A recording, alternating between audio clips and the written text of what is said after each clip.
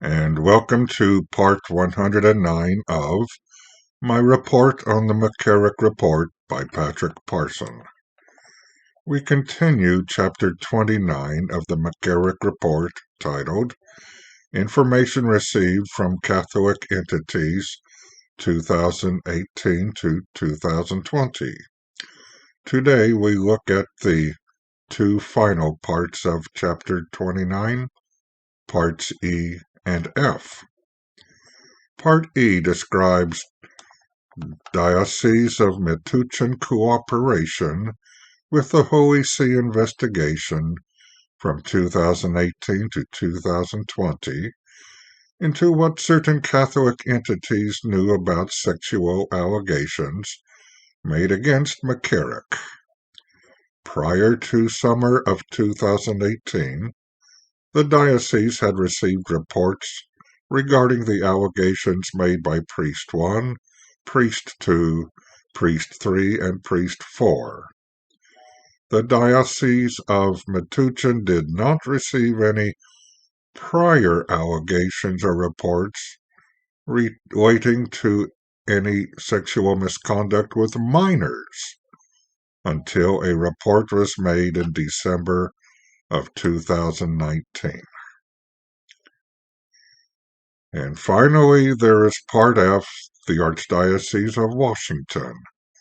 Cardinal Wuerl hired a law firm, not named in the report, covering the period from McCarrick's arrival in Washington through the summer of 2018. The investigation concluded that, prior to the summer of 2018, the Archdiocese was not made aware of any sexual misconduct by McCarrick. And I have to ask if I am not understanding something here. McCarrick was Archbishop of Washington from 2001 to 2006.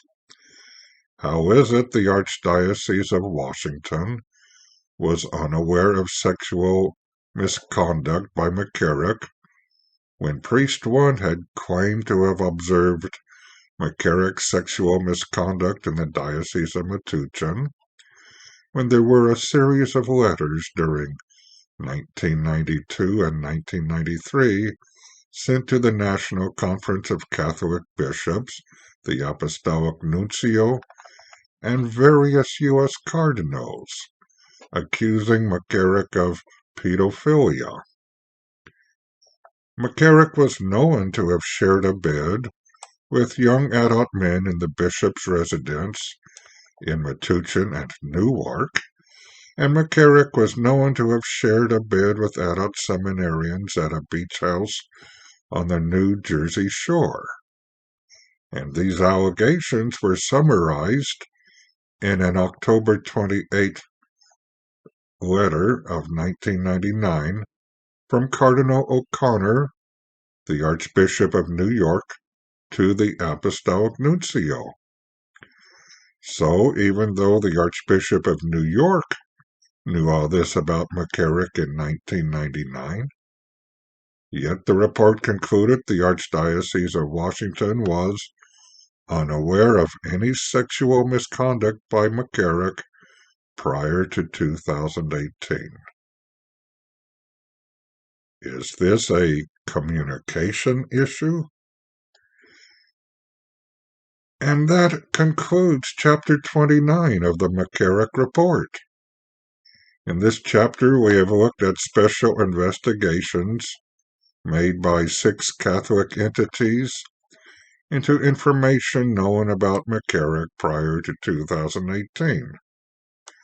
The United States Conference of Catholic Bishops, or USCCB, Archdiocese of New York, Archdiocese of Newark, Seton Hall University, Diocese of Metuchen, and Archdiocese of Washington. What is the conclusion? It seems to me to be pretty much non-conclusive. And speaking of conclusion or otherwise, in our next segment we will start the final chapter of the McCarrick Report, Chapter 30, titled Conclusion. You may remember we looked at this chapter during the beginning of our look into the McCarrick Report, where I expressed some dissatisfaction at the time over the conclusion. If you are curious about my reaction at that time, look at segment 3 of my reports on the McCarrick Report. I am curious how it will compare to my reaction now, having gone through the entire report. Now, we may also be curious how we will feel when it is our time to stand before God in the final judgment. Will we be grateful at the mercy He shows us? Or will we be horrified at whatever deserving judgment He gives us?